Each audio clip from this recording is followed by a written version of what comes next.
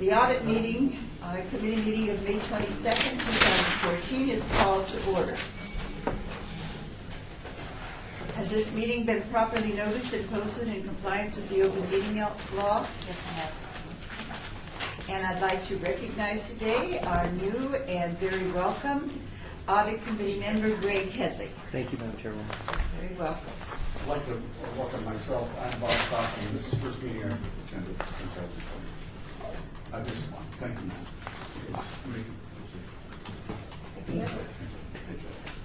And this is time for our public comment. Public comment during this portion of the agenda must be limited to matters on the agenda for action. If you wish to be heard, if there's anybody here who wishes to be heard, come forward and give your name for the record. The amount of discussion as well as the amount of time any single speaker is allowed may be limited, because we always have so many speakers here. Is anybody here wanting to speak? Wanting to speak? All right then. Thank you, Shirley. I just wanted to mention that Roberta Stiegertz is not in attendance today. She is getting married on Saturday, and her schedule didn't permit it. And so I think that's an excused absence. I think that's a very, very fine excused absence, yes. I'm surprised you remembered to tell us. That's wonderful. And additionally, Madam Chairman, she has resigned because after her marriage, she's moving to Chicago. So this was going to be her last meeting, and I know when I talked to her yesterday, she wanted everybody to know that she appreciated working on the committee, and she appreciated everybody's efforts. So. We have a note sent to her just thanking her and congratulating her. We do that. I thought you We're were all yeah, so we'll take care of that. Okay, thank you very much. Well, then we'll get to our business items. For possible action, we have approval of the final minutes by reference to the Audit Oversight Committee meeting of November 21st, 2013. Do I have any motion on that? Motion to approve? We do not need a second, do we? We do need a second? No, Jim? no, you don't. We don't, okay. Then I will say, all in favor? Aye. Opposed? The motion for approval of the meeting, the minutes has, I can't even talk from last night, I'm sorry. The motion has been approved, yeah. Now we'll have discussion for possible action on the appointment of the chairperson and vice chairperson for the calendar year 2014. The bylaws require the appointment of the chairperson and vice chairperson for the calendar year 2014. And I will now entertain nominations for those offices. Do we have a nomination for vice chairperson? Nobody wants to be vice chairperson? Will you be vice chairperson? Yes, ma'am. No, we're going to let him do it because he's going to get experience on this committee, right? Okay. Any other nominations for vice chairperson? And then I guess we can say all in favor of our opposed? And you are our new vice chairperson. And now we have appointments for nominations for chairperson. And do we have anybody who wants to make nomination? I'd like to be chairperson for one more year. I don't want to end with a foggy meeting. Alrighty, then all in favor, unless there's some other nominations? All in favor say aye. Aye. Opposed? Thank you very much. Thank you for the nomination. All right, are there, if you had any questions or discussion anymore on that, then we'll have a discussion for possible action on rescheduling the remaining 2 Audit Committee quarterly meeting dates for calendar year 2014. Are these, if I may ask, are these 2 dates that are suggested, are they near a council meeting date so that we're sure to be around here? I'm pretty sure those are council meetings. If they're Wednesday, these are the Thursdays. Thursdays. Well, that's why, so it wouldn't be council meeting days. Weeks. Oh, Weeks. weeks. Yeah. Oh, yeah, okay. Yeah. All right, then that's fine. Yes. Right. Are there any questions about that? So that means that our meeting will be August 21st, 2014, a Thursday, 10 a.m. to noon? I think, the calendar I'm looking at shows the 21st is Wednesday. Well, if that's the case, we're in trouble. No, I have a Thursday. His is Thursday, you better talk to It's you. only 2013 calendar. Well, it said 2014, but I think it lied to me. That could be, that could be. And then a new date for the October meeting will be November 20th, 2014, a Thursday, 10 a.m. to noon. Madam Chair, we need a motion to reschedule those meetings. I was going to do the two together and then take a motion after Okay. we had the discussion, but thank you, that's right. Any comment on that or any problem with that date? Then can we have a motion, as you said, to reschedule these two dates? Motion to approve rescheduling meetings. Any second? I second. All in favor? Aye. Opposed? Then the dates have been rescheduled.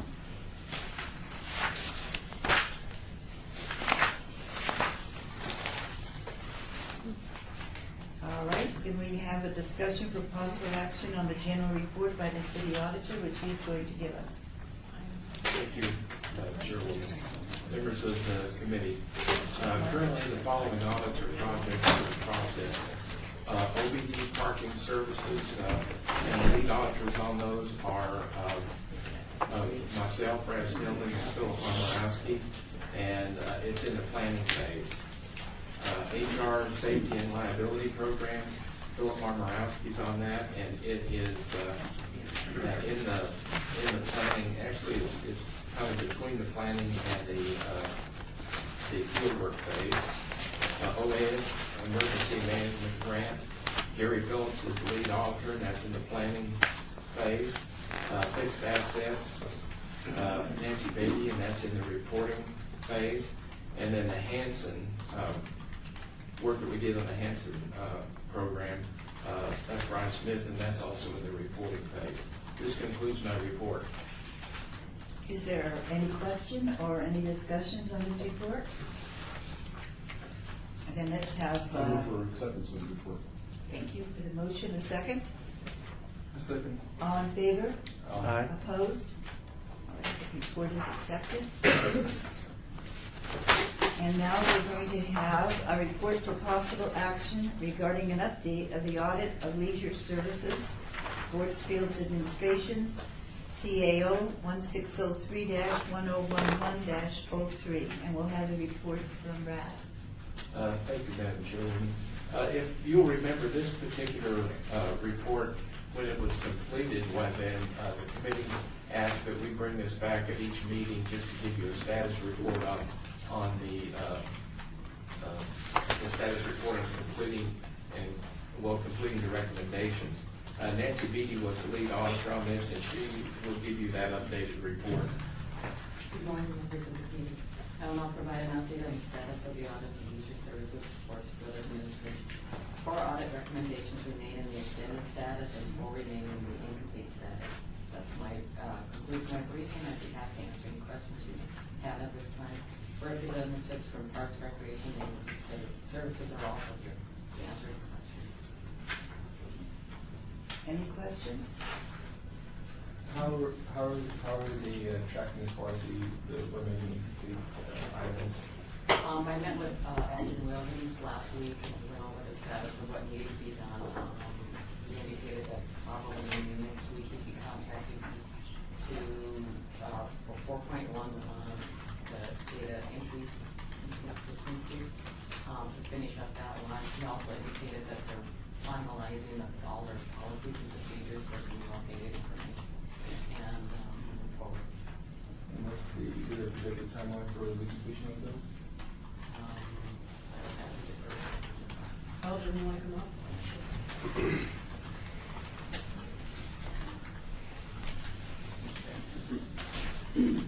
What's the question? I was going to use the kind of a projected completion target date for the remaining items. We're going to, Elgin, will you say your name and? Elgin Williams, Parks and Recreation. I am the Recreation Supervisor. We're going to, we just got our procedures approved by our director yesterday. We want to review them again and send them to Nancy to have her come and check our work. And that should be done by next week. So we'll submit them, she's on her schedule, so that she will have ample time to check each item.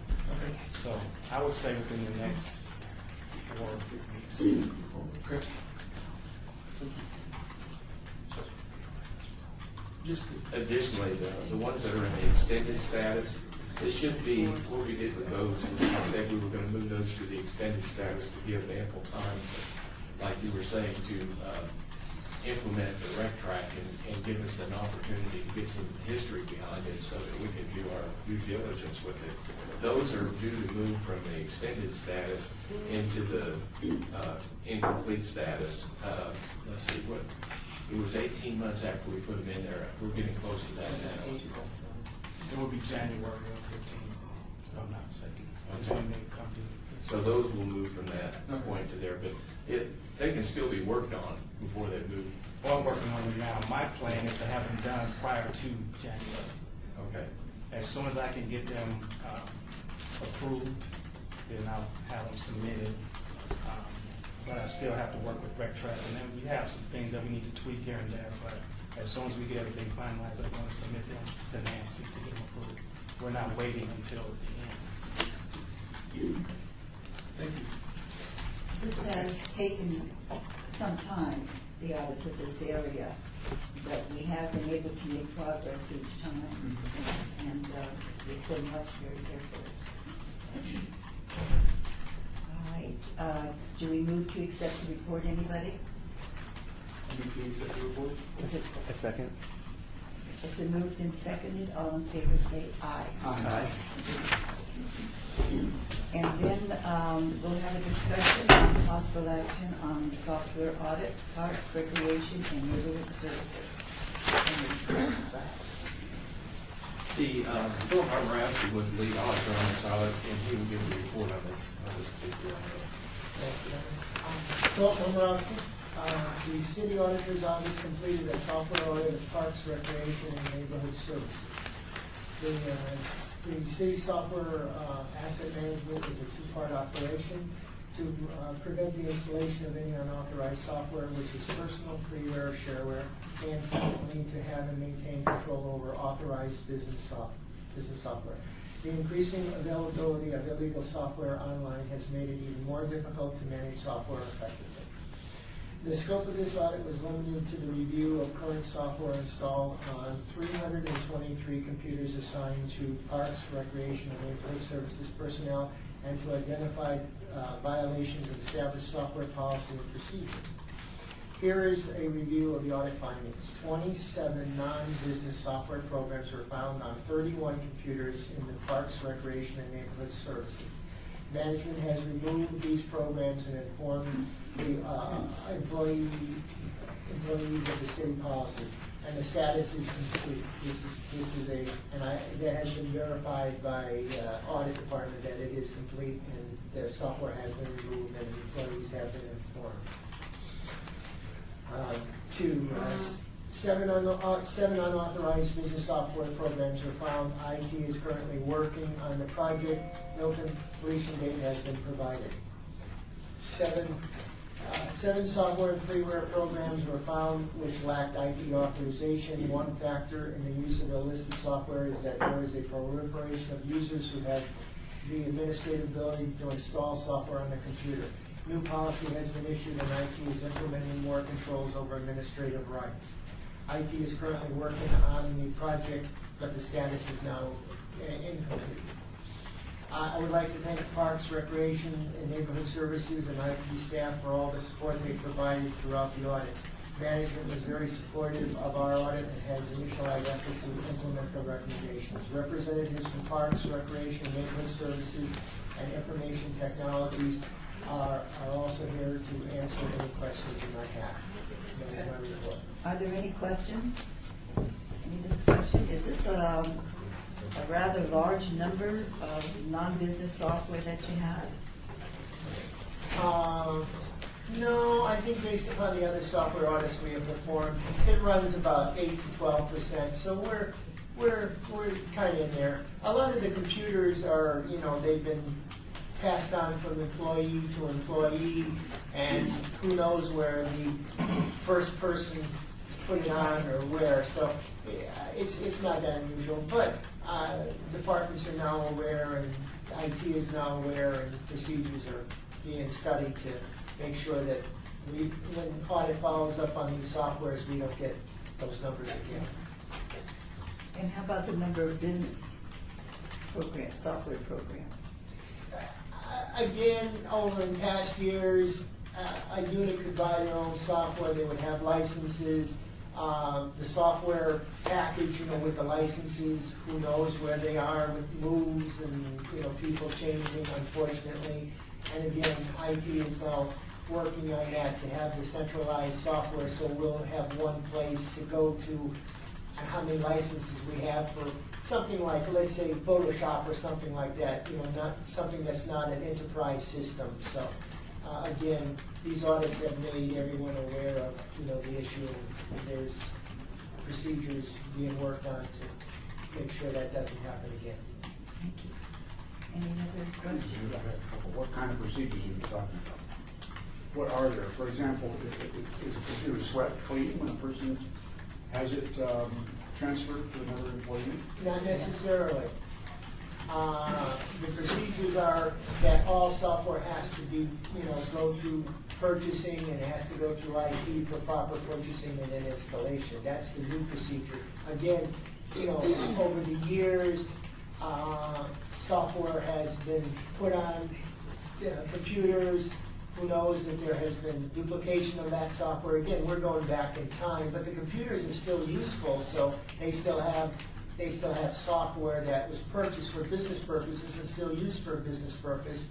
But, the licenses, who knows, unfortunately. I think maybe Steve Martin in the IT department had something he wanted to add to that. Thank you. Steve Martin with City IT. So when an employee leaves a department or leaves service with the city, we don't have a strict policy of wiping the computer clean. Usually we'll check the computer to make sure that it has what it's supposed to have, and then it's passed on to the new employee and they receive a new credential. Sometimes some software is left behind, but as Philip indicated, we have been looking at how we deal with software that's been installed previously, and indeed the administrative rights was one of the problems. So lots of employees over time, over history, were granted the ability to install software themselves, and we have now gone back, revised our policy, and instituted a new procedure where that is no longer, it's very restricted who can do that. Well, did our audit reveal that we have any license fees over? Not to my knowledge. Okay, we don't owe any fees. Most of the software that was discovered are things of a shareware type nature or a freeware type of nature, where it's software that, for example, a Groupon application or things of that nature.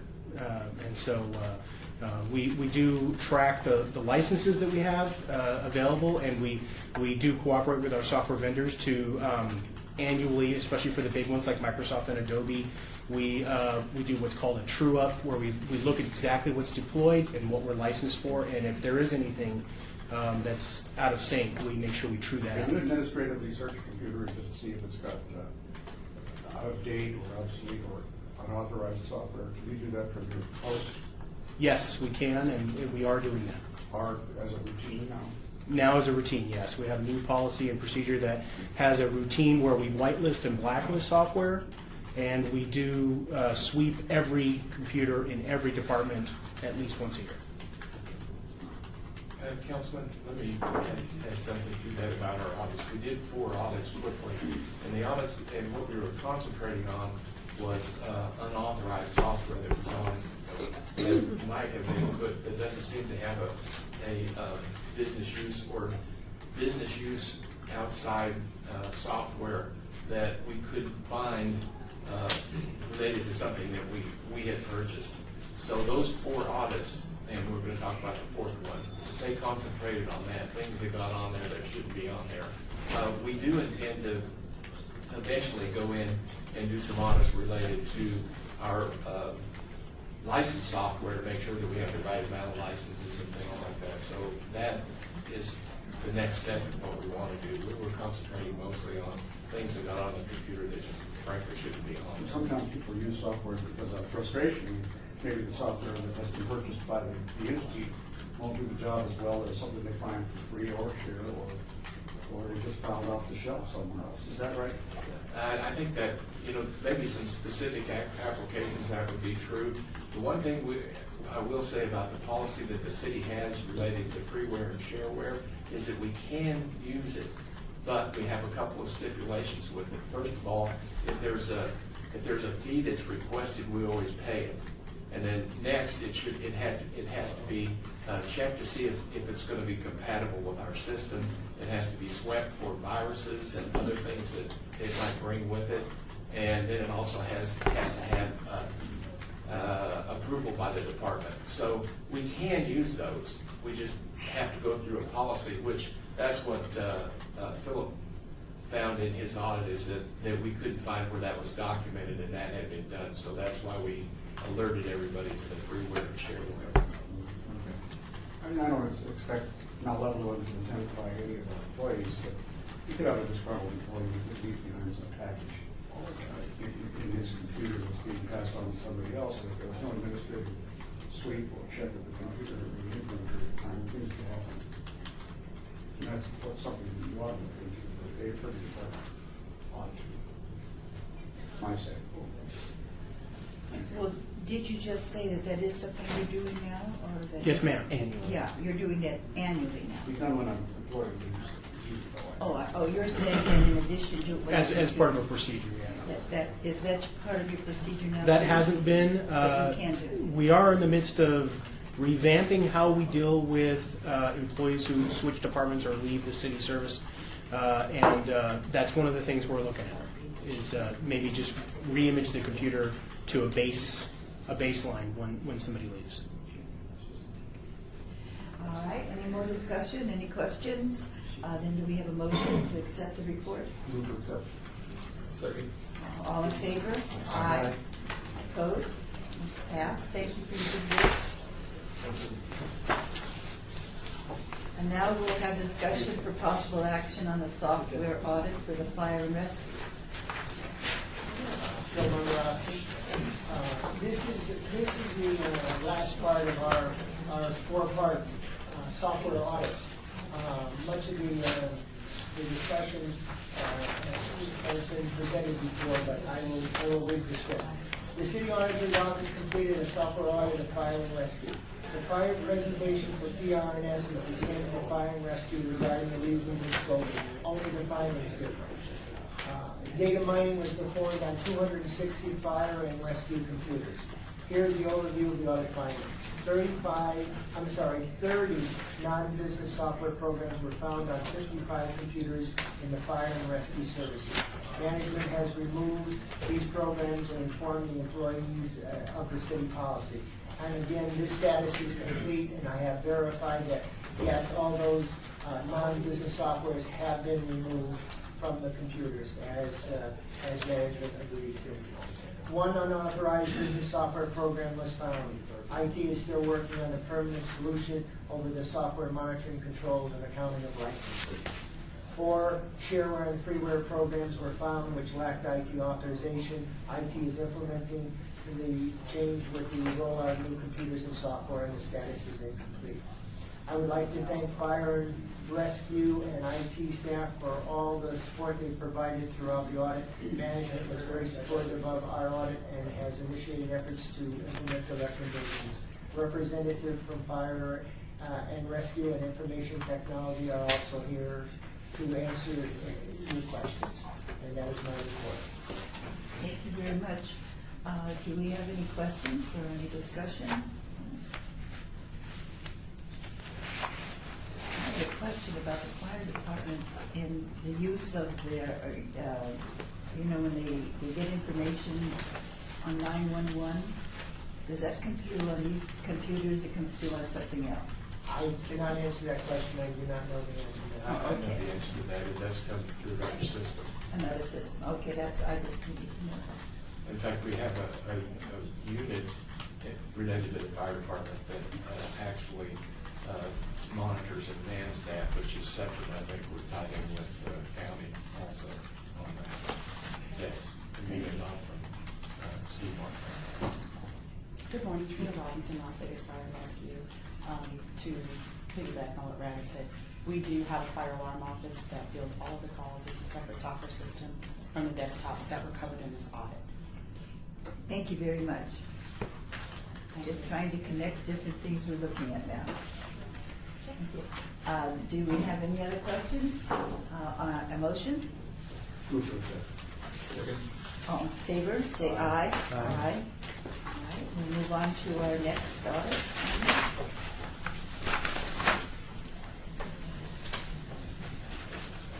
This is discussion for possible action on audit of parks, recreation, and neighborhood services, management controls over deposits from drop safes. And, Brad? Yes. Gary Phillips was the lead auditor on this, and he'll actually give a report on this audit. Good morning. The city auditors completed an audit of parks, recreation, and neighborhood services management controls over deposits on drop safes. The audit was a direct result of the missing deposits from Floyd Landing Park. Detention enforcement investigated this and determined there was 8 deposits missing, totaling $2,770 taken by an employee. Criminal prosecution is being pursued under NRS 205.0832. We audited management controls over deposits and collected at the 15 PRNS locations. We audited the procedures and controls at each drop safe location within PRNS. There's 5 audit findings. Cash receipts were not always provided to the customers when the software system is down. Cash handling procedure states that all revenues collected are deposited within 24 hours of receipt. There is deletions and scribbles on the deposit log and sheets that made it difficult to determine the chain of custody on the deposits. Safe combinations were not being changed according to policy. And the policy was when an employee with safe access separates from the employment or leaves the facility, or there's a breach of security, or once a year, whichever soonest, when the safe combination is changed. Last one is the use of the daily balancing report column is deleted from the deposit log sheet. This column was controlled to match the cash revenues from the system to match the amount of the deposit going to the bank. The supervisor is required to initial that match and make sure it was in agreement. Management response, we received all of the management responses to the findings of this audit. The estimated completion date on the findings is December 2014. During the process of this audit, PRNS is in the process of updating their cash handling policy and procedures, which is completed. We just urge an additional training for all employees to be engaged and make sure that everyone understands what the policy and procedures are. This concludes my report. Are there any questions? Any questions or discussion? I do have a question. I see the kind of timeline as far as completing these, the responses was December of this year. Given that we're dealing with cashier, is there no short-term, I understand some things may take some time to get implemented as far as formally, but as far as short-term, so we're not having any other instances with money's working on? Steve Roach? Hello, Steve Parson, Director of Project and Labor Services. We are almost complete with our standard operating procedures. I also have Brian Knudsen, an administrative officer, who's working through all this process. Where we put the outset of when it will be completed by, the training is already beginning So we're already working with staff, and you might want to talk about some of the training that will be set up. Yeah, so this, Brian Knudsen with the Department of Parks, Recreation, and Neighborhood Services. This cash handling process has a lot to do with our RecTrack system, so we've been working closely with the Department of Information Technologies on rolling out a comprehensive training program for all Parks and Rec employees that will include a re-up of their password in the RecTrack system and a training of all standard operating policies and procedures. That training is being developed now in concert with the employees, so they're participating in the development of the training process. And we'll roll it out probably June, July, August. It'll take us about 3 to 5 months to get through all a couple hundred employees in Parks and Recreation. It takes a while to get it all organized in the right way, so before you can reach your completion. And as you said, there's a few hundred people we have to get into the training process. It's a large department. Madam Chair, Yes. the cash is about to start flowing again, big time.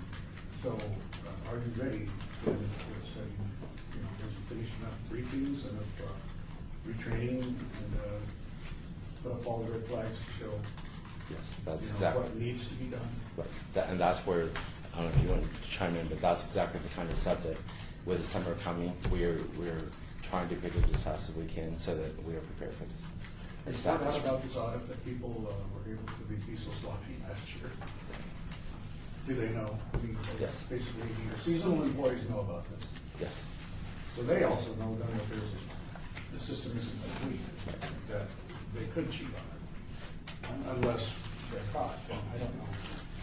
One of the Is there a way to make sure that people stop doing something? Chairwoman, if I may interject, Yes. Councilman Coffin. We've had audit findings in the past and we took audit recommendations. Basically, the majority of the stuff required is cashless. It's mostly credit cards that we do. I believe in those things, but that's the way it changed from receiving cash into doing cards and et cetera like that. There are a few exceptions, of course, for the gate, you still receive cash. So they're trying to limit as much exposure as possible. And this is a result of audits over the last few years and making the recommendations that they followed. It doesn't reflect on that, except for that, but I'm not sure if you want to have more on that, but there's been a lot of progress in cash handling, trying to get away from that system, reduce the temptation from hours and stuff. With the exception of that larger number of Floyd Land, everything else de minimis pretty much. Well, probably the most disheartening thing about this particular finding is we had a really good detective control in there where you would, which was the last finding, where when someone would enter amount into the accounting system and then they'd make a deposit, whether the two would run together and they would be verified. Well, although that's in both policies, it was in the preceding policy and it's in this policy, well then it was just ignored for, in a large part, just totally ignored. And that's disheartening. So even though there's a lot of the revenue is moving to card, we still do have some situations where cash is being received, and we, your question, that is one area that really needs to be addressed, so that there needs to be a workaround on that, make sure that particular policy is enforced. In fact, some of that was Gary spoke about the DCBR, which is the deposit control log. That particular one, the DCBR column on some of them was actually deleted, and in many cases was not even. That's there. What we have related to that.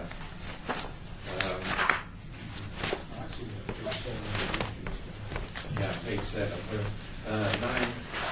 Nine sites did not use the DCBR column. 2 sites eliminated the DCBR column. 2 sites used the DCBR column but utilized a check mark instead of initials, contrary to policy direction. 1 site used the DCBR column as instructions, but later suspended its use. So 14 out of 15 of the sites did not use the DCBR column as instructed, that's a really good detective control that will let you know if somebody's not, if the money's not making it into the bank. So when you ask, someone has to check that, and it was someone outside, that checked it. It was someone in finance that ran across it on that particular one that had to do with Floyd Land Park. Floyd Land Park is a little bit different, but that's how it was caught. That's why that control was so important. So it's in both policies. We just need to make sure that they're following it. Rather, can I ask a question here? In that situation, any other 14 sites, did you have any findings where there was theft? No. So only at the No. Floyd Land site there was theft? Right. Right, okay. But there seems to be a systemic problem, which is why the mass training is important, because the 14 sites were non-compliant. And that's underway, and that will be done shortly. And is there a spot check process now Yeah. to make sure that we're not having the same problem occur while we're going through the training? Yes, and if I may, Madam Chair, Yes. in response to Councilman, Lisa Morris Silver, Deputy Director of Parks, Recreation, and Services, Madam Chair, in response to Councilman Copeland's question about what are we doing right now. Yes, we are having the training and we are implementing the, actually we've already approved the policy, but we've already started meeting with our supervisors and our coordinators as a refresher and reminder about what the responsibilities are and all staff below them. So while we're waiting on some of these other trainings to go on, we've wasted no time in pulling our team back together and saying this is unacceptable, we have to track this, these things have to be put in place. Some of the things that existed before about the dual controls in terms of 2 people going to make the drops and all of that was not feasible due to the decline in staff. However, there are ways that we can make sure that the amounts are verified by 2 people, and then when the drop is made by individual people, we have the ability today to ensure that we can verify that those drops were made and that amount is verified. So that process is what we expect our employees to be doing today while we're waiting on the updates that Brian mentioned. So I want to make sure that we put that out there. Thank you. Yes. Well, let me ask you this. This is a key thing. So the DCR can be prepared by the very same person that perhaps took the money in because they are short-staffed. Is that possible? You could have a site where it's just, that's the way it is. The person is scrambling to take the money, make a note, that the money's come in, and then things get slow. They take a breath and maybe reconcile. But and at the end of the day, is it possible that person could also do the DCVR? No, as our policies are written today, there is a separation of those duties. So we made sure that the same person that was verifying wasn't the same person that was making the drop. So we have enough people to do that at each Yes. site? Yes. What we didn't have enough people to do was for 2 people to make that drop together. And we made the facility unmanned, so that's why we changed that. There's a way for, in other words, there's a way for us to verify.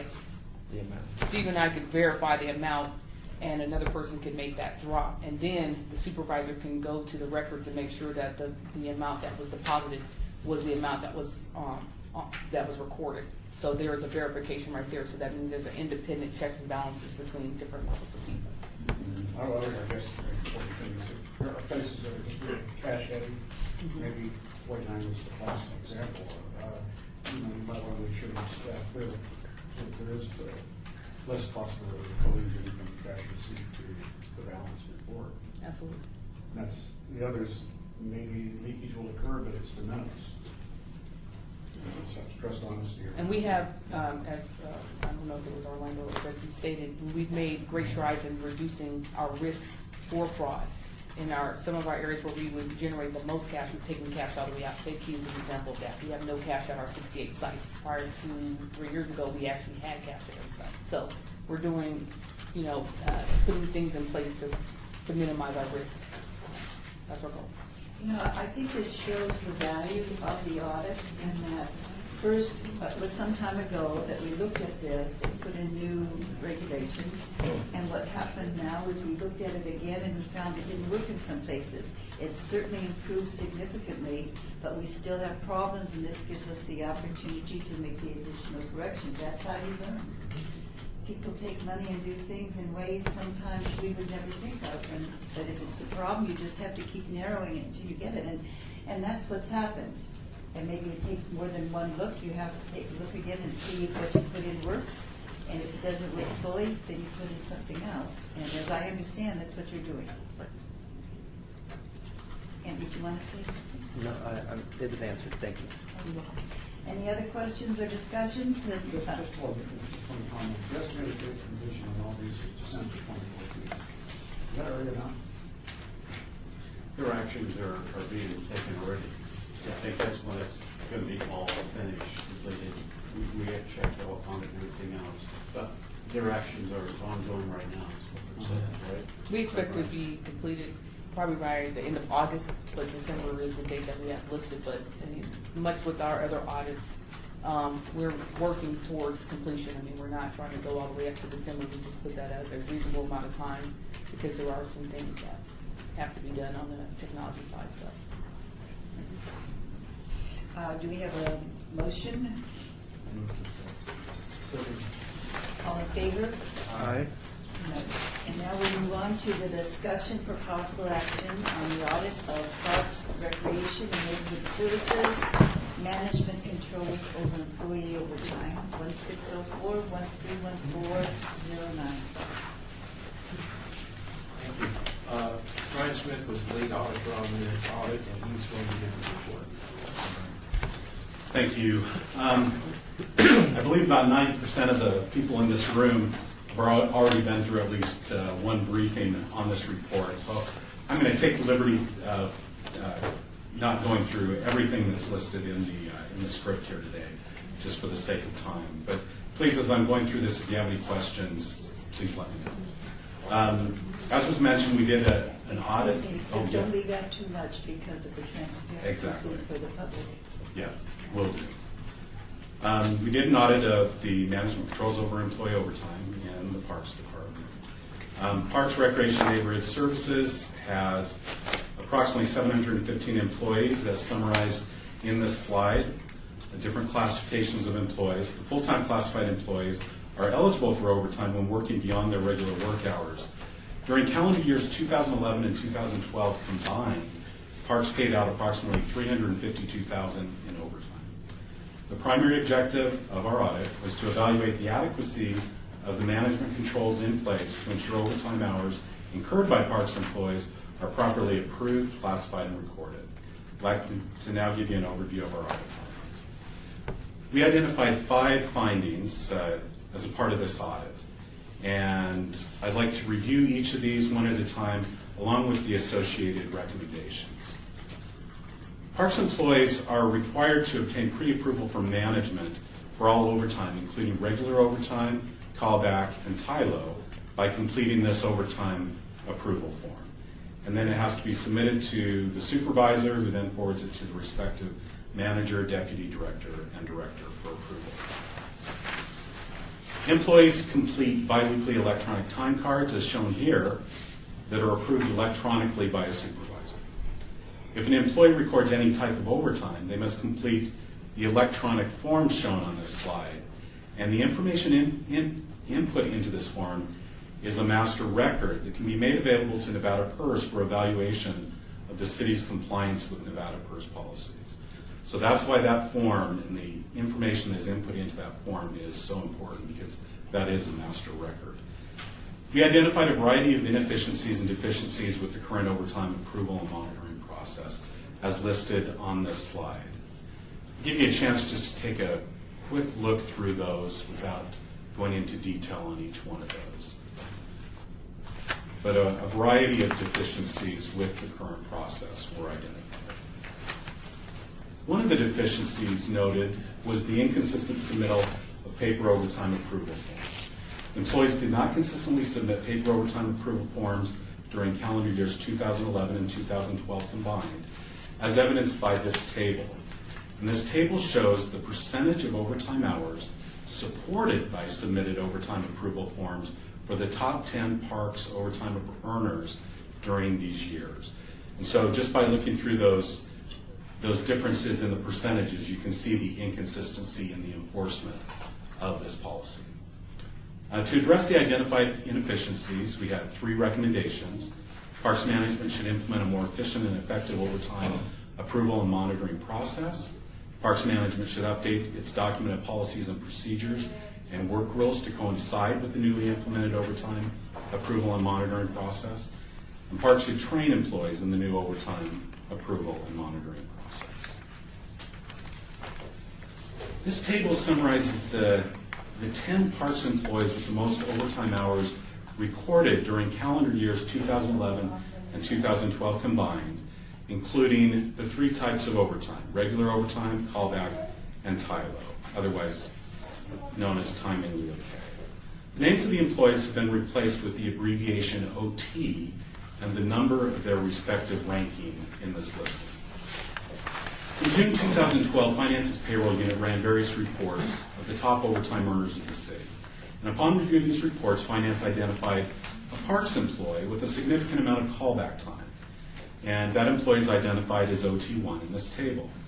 Finance began questioning the number of overtime hours being recorded and the appropriateness of the classification of these hours as callback. Finance shared this information with HR, and they subsequently joined Finance in questioning this employee's overtime.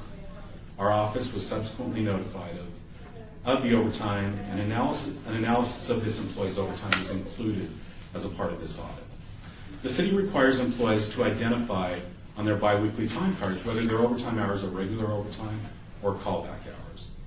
The Las Vegas CEA contract defines callback, which is actually referred to as call-out in the contract, as emergency situations requiring immediate attention where the department head or designee feels that it is necessary to call out one or more members of a department.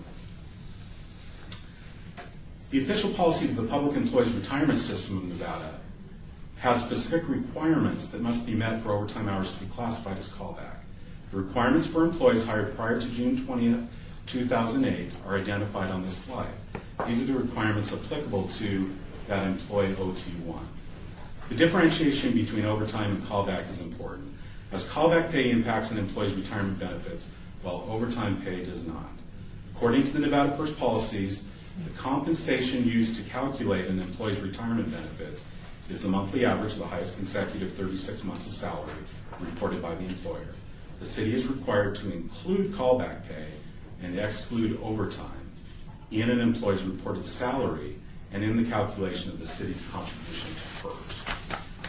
I'd like to now review some of the details of the callback time recorded by employee OT1. During calendar years 2011-2012, OT1 recorded 1,797 hours of callback and received approximately $92,000 for these callback hours, in addition to his annual base salary, including longevity, of approximately $71,000. The significance of the number of callback hours recorded by this employee in comparison to other parks employees and the regularity of the callback time being recorded is highlighted with the data on this slide. 93% of the callback hours were this employee. He recorded 3 hours of callback on 99% of the days, including holidays and weekends, during the period noted. And during that 2 calendar year period, he only took 23.5 hours of vacation hours. This chart shows the regularity of OT1's recording of callback. And of course, if he records 3 hours of callback every day during a payroll period of 14 days, you get to 42 hours. And you can see the flat line at the top of that report showing the regularity of his recording of 42 hours of callback. OT1 consistently recorded the information on this slide in the electronic overtime PERS callback form. So that you may recall back to that previous form that I mentioned, the electronic form. This is what he regularly recorded into the payroll system. So he's essentially saying that his normal work hours are from 7 to 5. He was notified each day at 5 o'clock of the need to return to work by his deputy director. He arrived at 5 to work the overtime, and his overtime hours were from 5 to 11. He then provided only general statements each day for the reason for his overtime. I've summarized, if you go back to that previous slide, I've summarized those general statements that were used, that were being input into the payroll system. And on those dates, he was putting, every day that he had 3 hours, he was putting that same comment into the electronic system. Now, as previously noted, in order for OT1's overtime to be classified as callback under Nevada PERS policies, let's go to the previous slide there, Bonnie.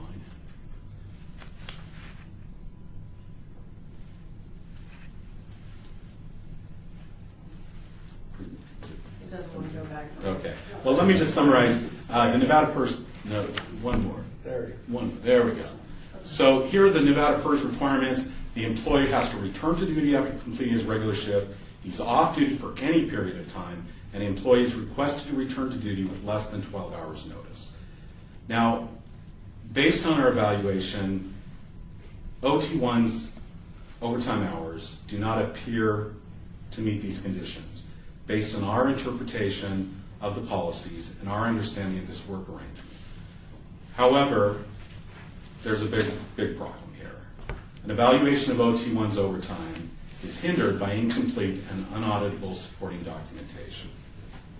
OT1 only submitted 19% pre-approval forms. He didn't document the event that initiated the callback on each day. He didn't document the actual hours of overtime worked on his electronic time card or elsewhere. Instead, as I already mentioned, he repeatedly reported 3 hours of callback, that his overtime callback hours were from 5 to 11, which happens to be immediately after his regular shift, and his arrival time is 5 o'clock every day, regardless of the actual hours worked.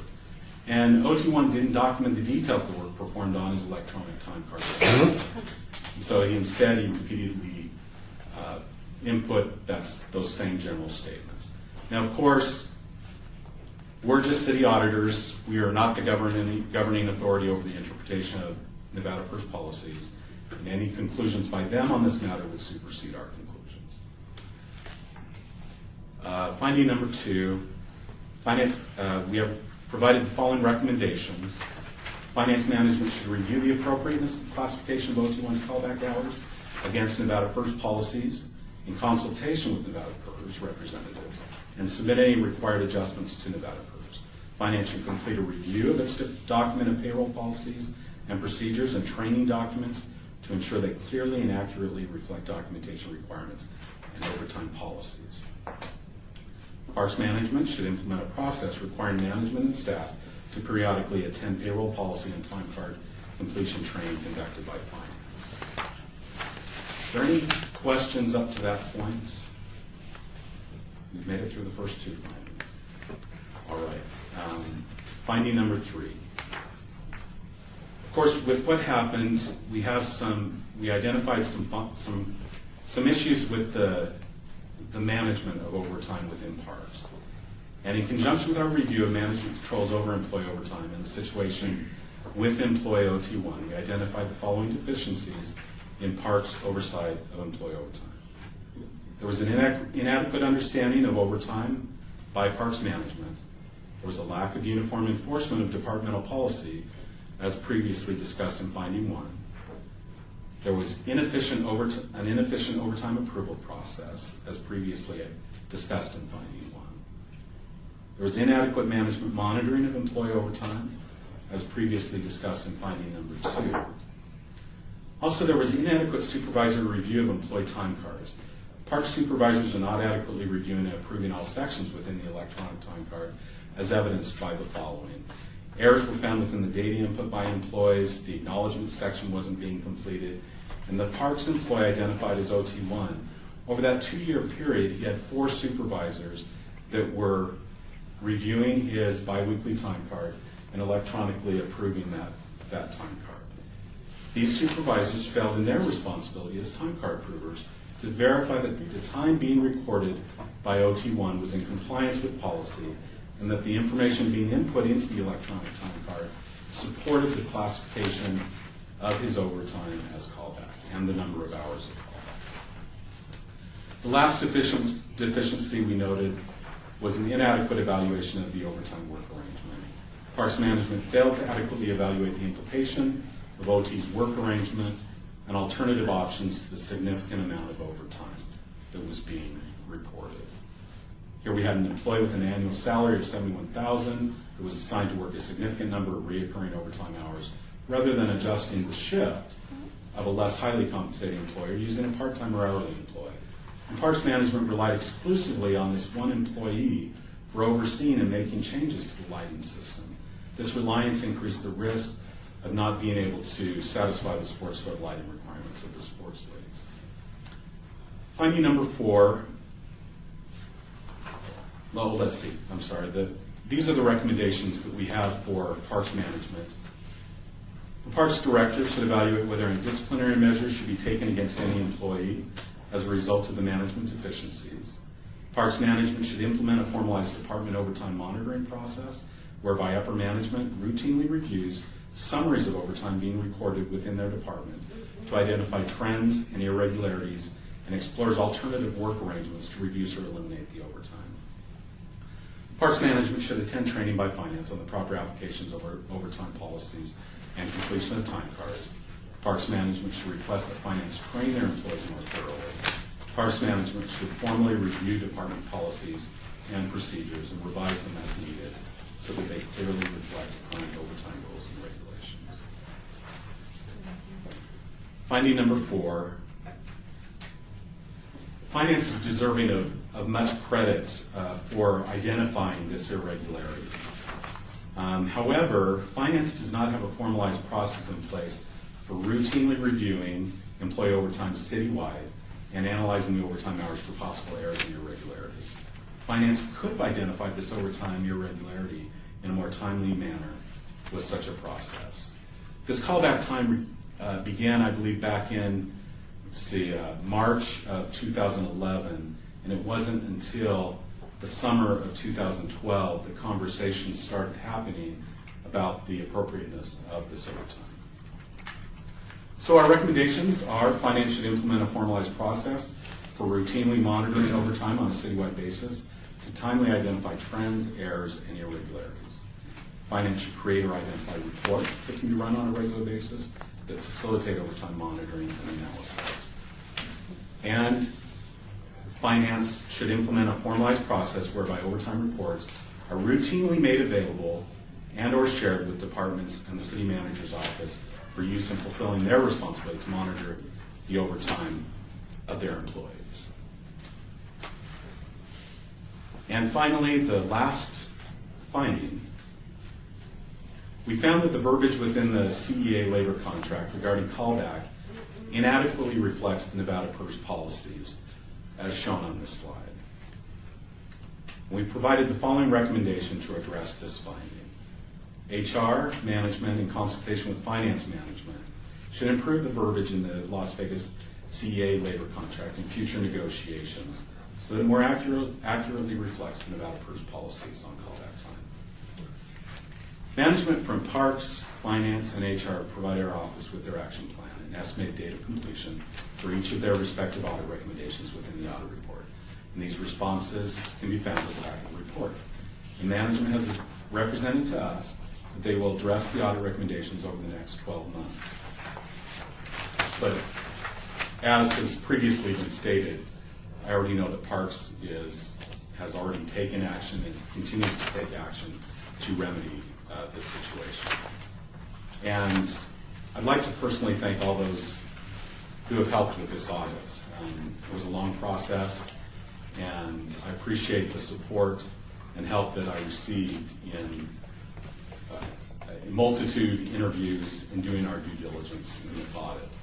Representatives from Parks, Finance, HR, City Manager's Office, thank you for your help. And also, I'd like to thank my colleagues that also helped out on this audit. I'd be glad to answer any questions you may have.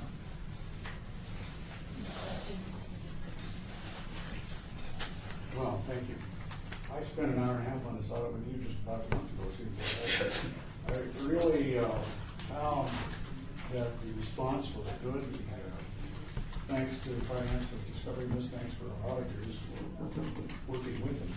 It's true, it hasn't had that surrender in the sense that we won't take away the praise to finance or recognize it. And they were asked, I think by council, to kind of just do a run on overtime. Wasn't it that how it worked? We were just curious. I'm not sure It's the how the reports start. We typically, management typically asks for that periodically to just kind of gauge it. Sometimes we're asked by the media for reports like that, which also prompts another response. I think you'll find in the recommendations that all the management responses create new reporting. Vanette Appleyard, our finance director, is already implementing reports. Maggie Plaster, who works in my office, and Scott Adams have been working on a standard reporting mechanism for the manager to see these on a quarterly basis going forward. So that there's a little more of a system associated with looking at it.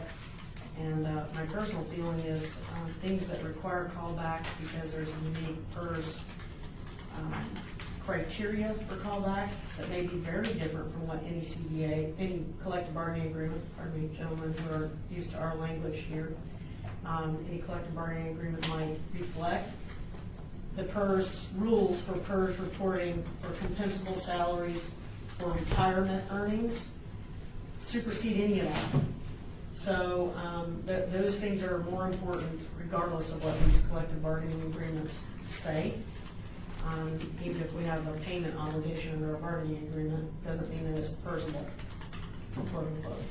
So we need to pay a great deal of attention to that, and I believe we've put into place already completed systems that will better address these situations. Rod, thank you very much for briefing me on this issue. And I don't know, is it unusual? Is it unusual for the results of the audit to maybe be in the district before the committee has seen it? Is that has it happened in this particular case? Who's the old pro here? You? Oh, the old pro. I would focus on the pro part. I think it really depends on the reporters that are covering City Hall. Over the years that I've been here, some reporters, they're constantly looking at the agenda items that are coming out. Once that agenda comes out, they can just go to our website. The report's a public report. So it really depends. Sometimes there are reporters that are really focused in on City Hall, and other times there's just not the coverage. I think it was sort of picked up by the media through that way, because I don't think it got out in the other way. I would like to say, though, it's so good, and it just shows if you're working right in your department, how you catch things like this. In our board, we had several problems in parks with lighting.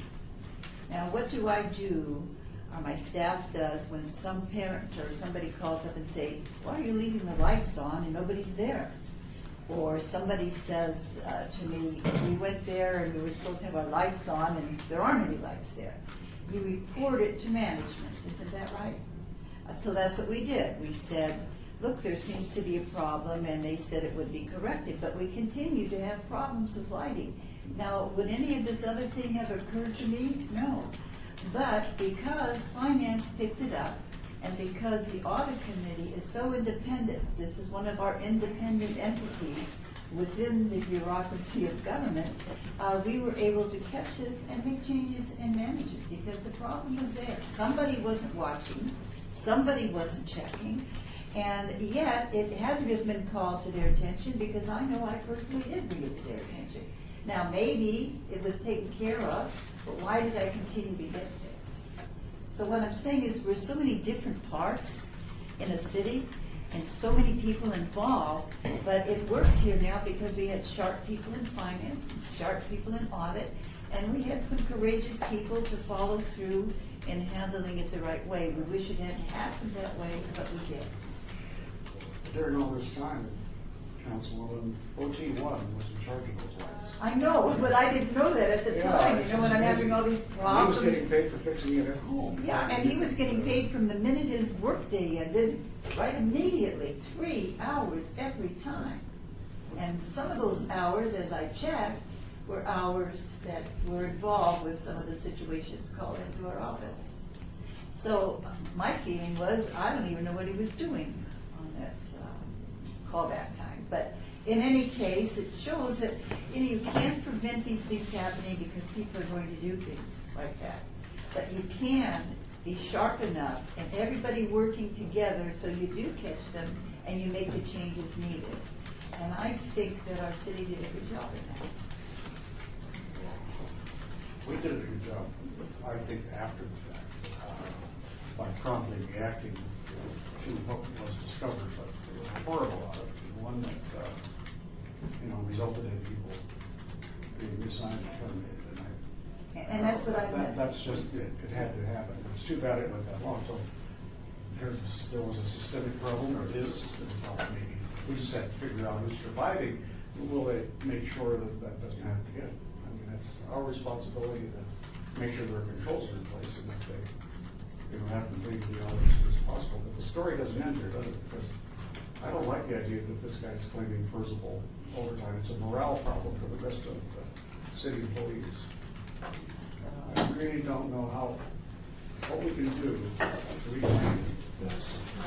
Maybe it's not this committee's purview to talk about that, but sure is council business. I think that there are a lot of things associated with this audit that have personnel impacts, and we maintain the confidentiality of those personnel actions, and we're going to pursue every avenue that we need to address the findings of this audit. We've taken some initial steps, and there's still some work to be done to reconcile the remaining ones. And we're fortunate that we have a good relationship with Nevada PERS, and we'll be in discussion with them based on the auditor's finding, and we'll see where that goes. I think it'd be premature to talk about it right now, and I certainly feel like it'd be inappropriate to talk about personnel matters in a public forum such as this. I have a question. Did we go back further than 2 years? Like, once we found the problem, and that obviously was the focus of the audit, did we go back to see if this was a systemic problem that went back further? Wasn't. There was an event that happened in around March 2011 where this employee took over control of the lights. Okay.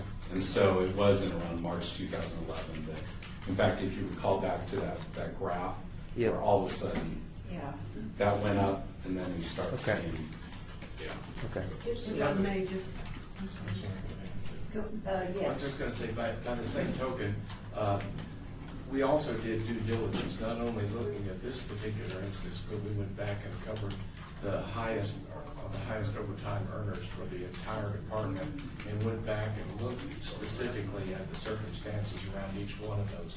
So this was not just directed at one employee. This was the entire situation was reviewed, and we did go back with all employees for that time period.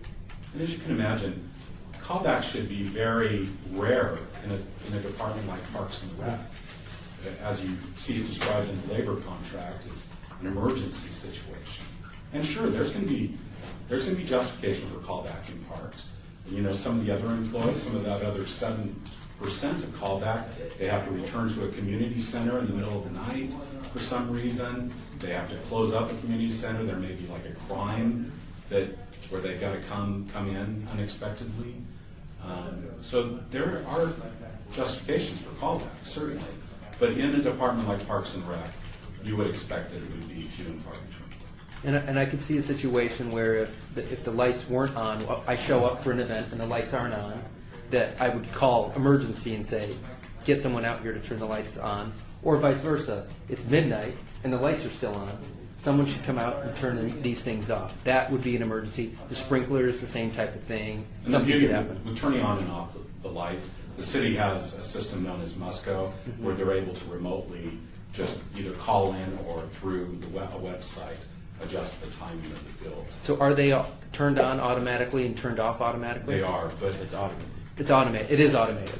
It is Okay. now, yes. It is now. But problems do occur.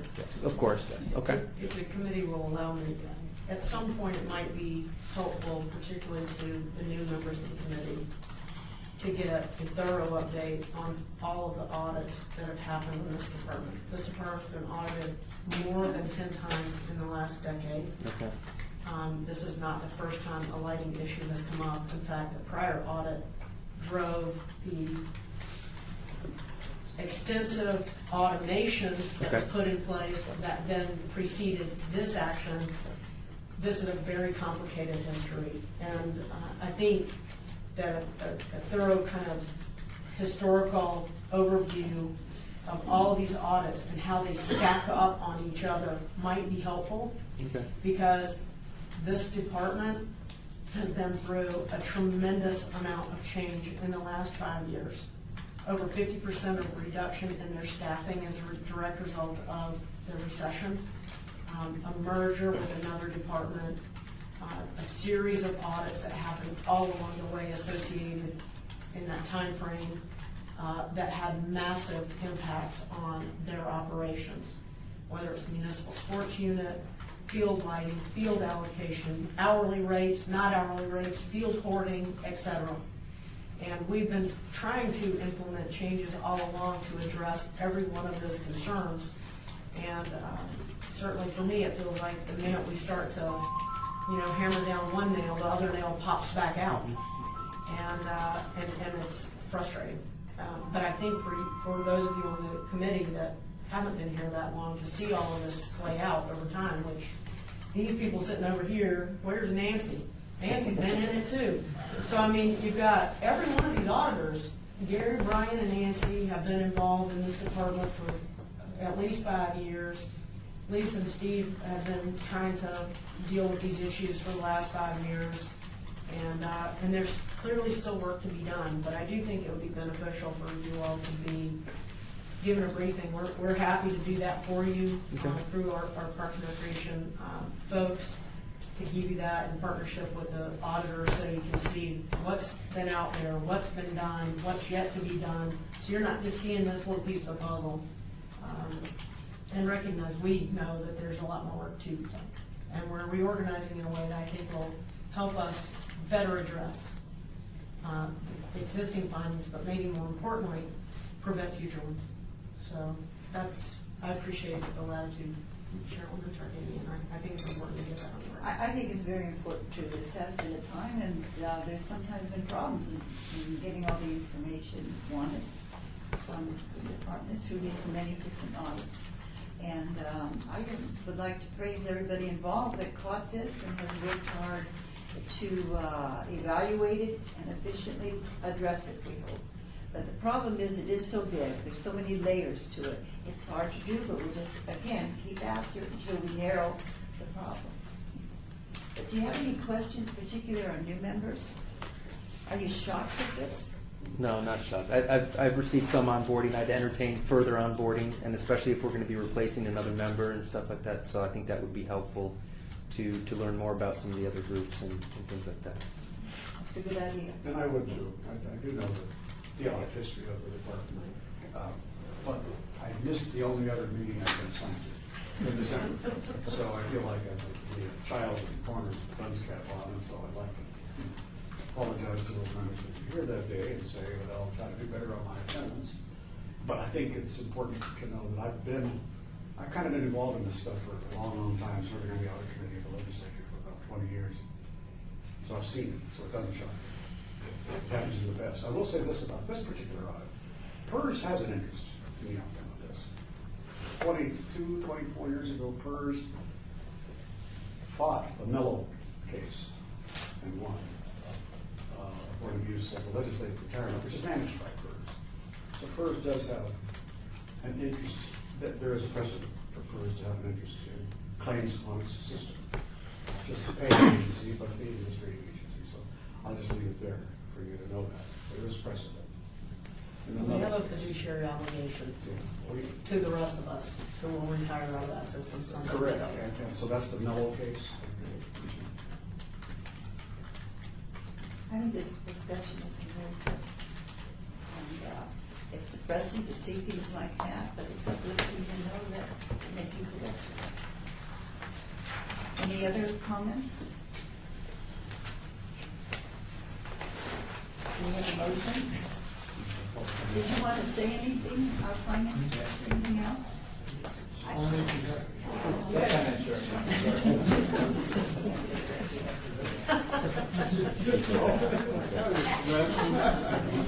Renetta Appleton, our finance director. I really wanted to thank Mary McCoy, our accounting manager, who's in charge of payroll, that was instrumental in a lot of the work that Veronica was doing. So that's what I wanted to know. Thank you. I couldn't hear the first part of it. I wanted to thank Mary McCoy and our accounting manager in payroll that oversees payroll for all her help that she gave Brian in this audit. Well, thank you, Mary McCoy. I did not know your name specifically, but I was heard of how you spotted this and how good it was, and we surely appreciate it. Thank you.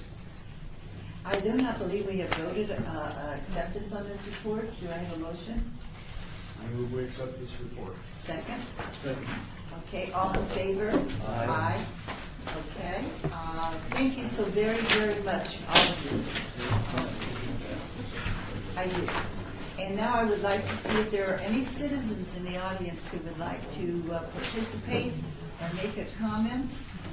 It's too bad we don't have the media here at times to see how good we do work, or some of the people from the community, but in any case, and since I see no citizens desiring to speak, I will adjourn the meeting. The meeting is adjourned.